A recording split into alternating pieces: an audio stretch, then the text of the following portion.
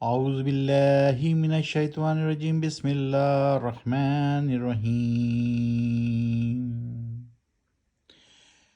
یسألونک عن الانفال قل الانفال للہ والرسول فاتقوا اللہ واصلحوا ذات بینکم واطیعوا اللہ ورسولہ ان کنتم مؤمنین۔ ابھی آپ کے سامنے آیت نمبر 1 سورہ انفال کی تلاوت کی گئی۔ آج ہم شروع کر رہے ہیں سورہ انفال۔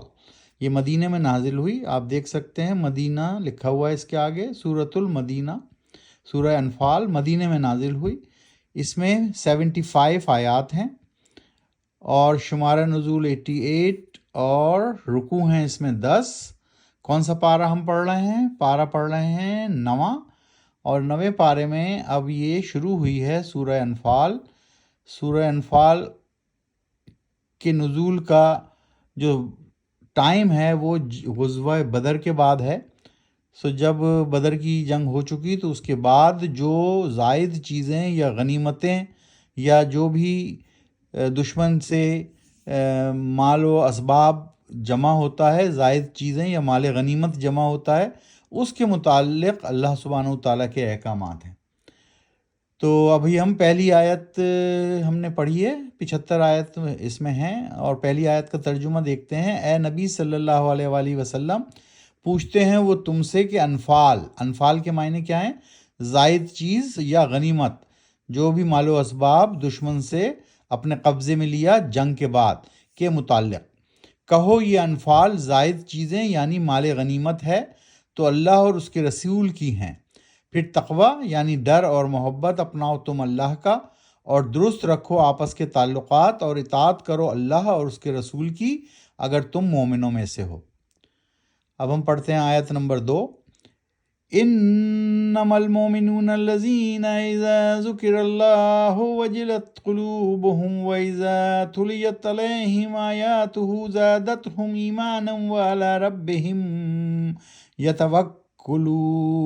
یتوکلون، یعنی اپنے رب پر پورا بھروسہ، توکل، یتوکلون۔ یقیناً مومن تو وہی لوگ ہیں جو جب ذکر کیا جائے، نام لیا جائے اللہ کا تو لرز جاتے ہیں ان کے دل، اور جب پڑھی جاتی ہیں ان کے سامنے اللہ کی آیات تو بڑھا دیتی ہیں وہ ان کا ایمان، اور وہ اپنے رب پر مکمل بھروسہ رکھتے ہیں یا کرتے ہیں۔ آیت نمبر 3، آج ہم صرف 1 سے 3 تک کریں گے۔ سورہ انفال، پارہ قال الملا، 9واں پارہ، 8ویں سورت۔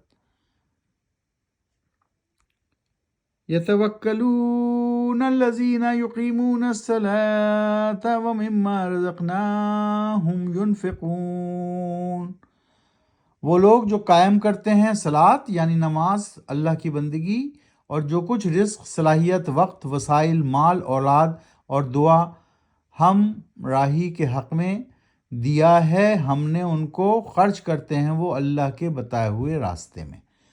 تو اس سورہ میں اللہ سبحانہ وتعالیٰ بتا رہے ہیں، اور ابھی ہم اس کا آگے بھی مفہوم پڑھیں گے کہ کس طرح مال غنیمت کو آپس میں یا بانٹنا ہے، اور کس طرح جو ہے جنگی قیدیوں کو رکھنا ہے یا ان کے ساتھ سلوک کرنا ہے۔